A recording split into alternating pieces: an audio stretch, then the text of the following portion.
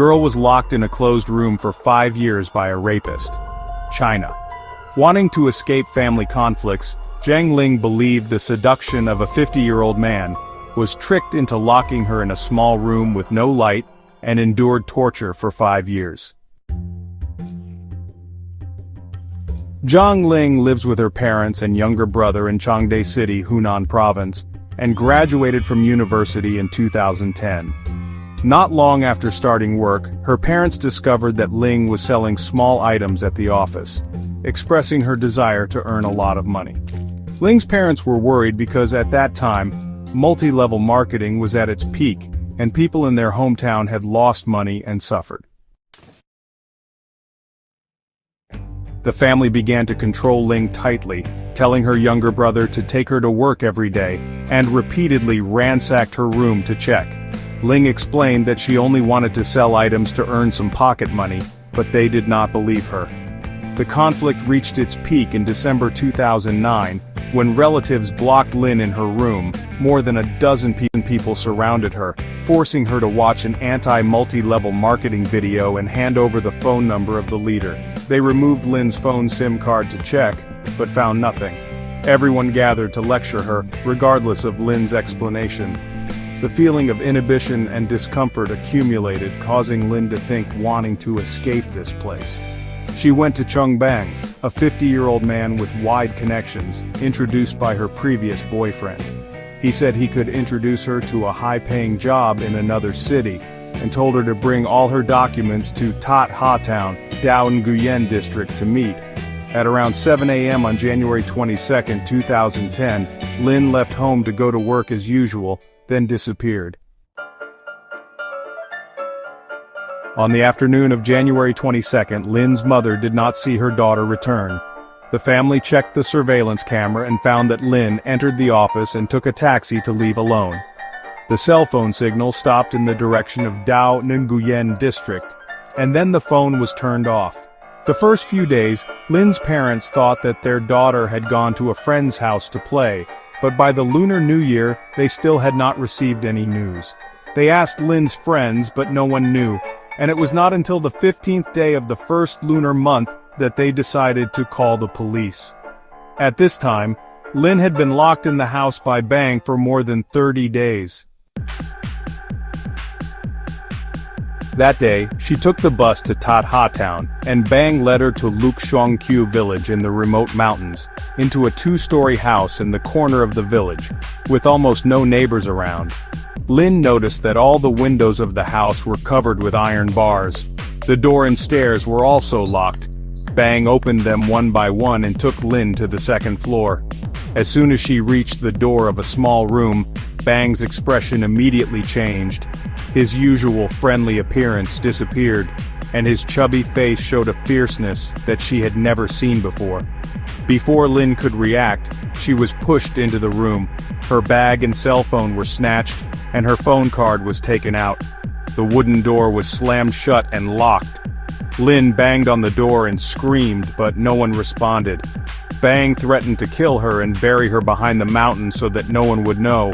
Lin was so scared that she didn't dare make any more noise, just sobbing. The room was only big enough for a single bed, with almost no space to move. After that, Bang saw that Lin was tired and depressed, so he moved her to another room that was a little larger where she could walk around.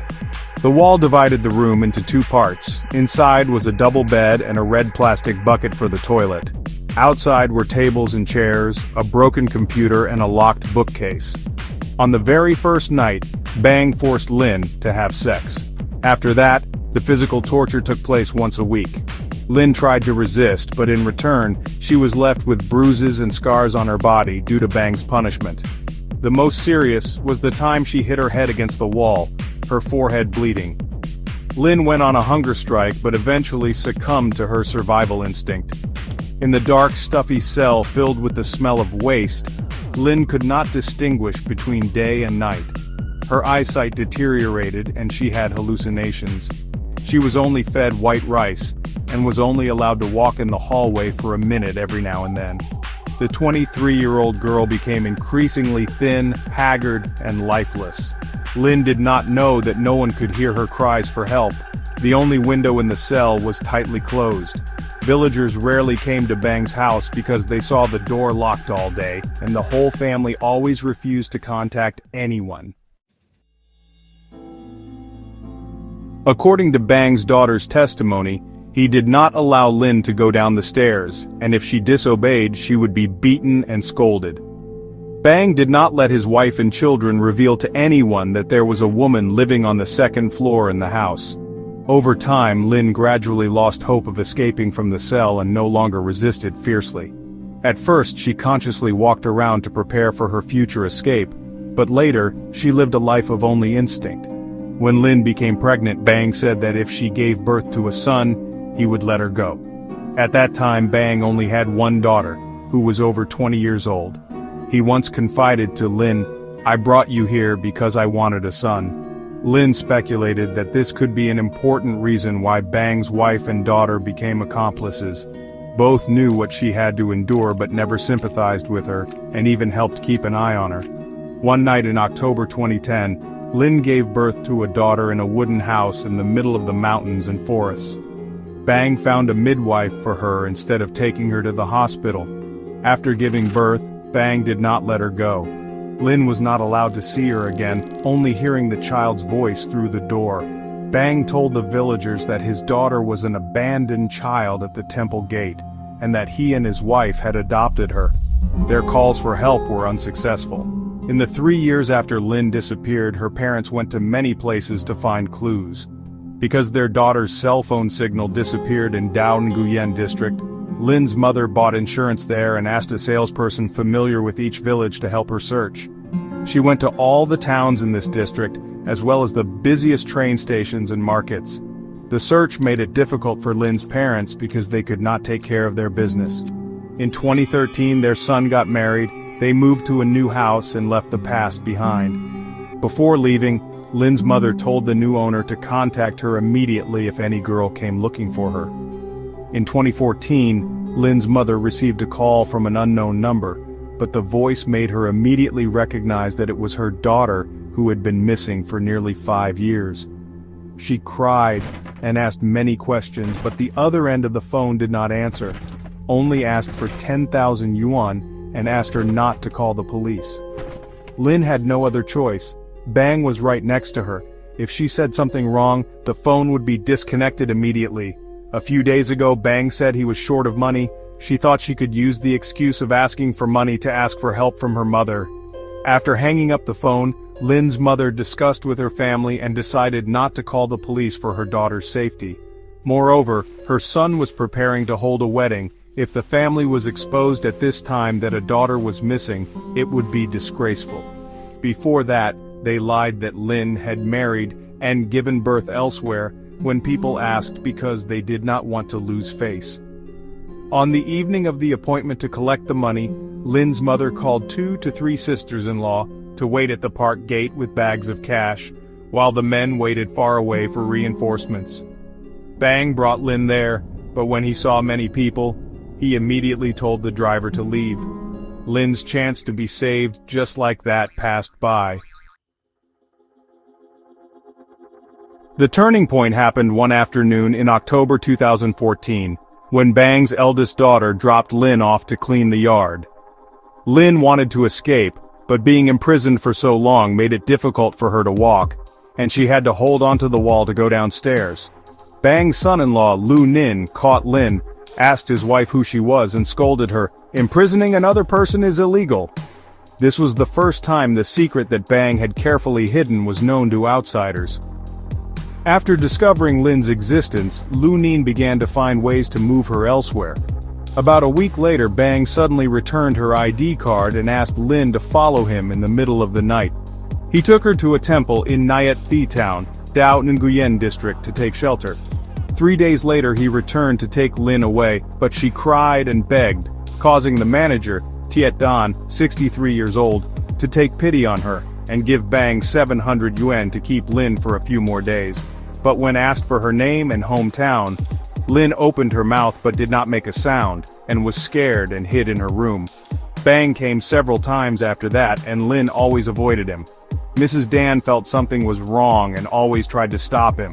One time, Bang wanted to use force to take Lin away, but she and her husband blocked her at the door with hose. Mrs. Dan told Lin to call the police and find her family, but she kept shaking her head. Lin had contacted her mother, but she had changed her cell phone number after the failed money transfer. She was almost certain that her daughter was involved in multi-level marketing, worried that she had brought bad guys to her house. Lin also went to the breakfast restaurant before to ask about her family's whereabouts, but got nothing. She did not call the police because Bang threatened to harm her family. The 1,730 days of imprisonment were like a nightmare that made Lin suspicious, sensitive, and always felt like she was being stared at and gossiped about. She did not dare to reveal her painful experiences, afraid of being hated. Lin had regained her freedom, but she had difficulty adapting to freedom. She always followed Mrs. Dan, wary of everything around her. Gradually, feeling the care of Mrs. Dan's family, she learned to speak again and was finally able to communicate with her. After half a year of living together, Lin decided to tell Mrs. Dan about her life. Mrs. Dan then borrowed 6,000 yuan and gradually gave it to Bang to keep Lin, but he rarely came. In 2018, Lin and Mrs. Dan's eldest son became husband and wife and gave birth to a son. But even when facing her husband, Lin was still alert, had to sleep separately, and would reflexively strike him whenever he came near. In April 2024, Lin went to register her son's household registration and entered her information into the file. A few days later, on April 15th, she received a call from the police station. After the police confirmed the identity, the missing person for 14 years was finally found. The next day, Lin reunited with her family, hugging and crying with her mother. Seeing their daughter looking so haggard, Lin's parents asked the police to investigate thoroughly and not rush to close the case. On April 25th, the police of Nguyen District initiated a criminal case. Bang, his wife and eldest daughter were detained on suspicion of illegal detention. However, because the statute of limitations had expired, all three were not prosecuted for this crime. On May 28, the Procuracy approved an arrest warrant for Bang on suspicion of rape. On October 15, the People's Court of Nguyen District issued a verdict. Bang was convicted of rape and sentenced to 15 years in prison.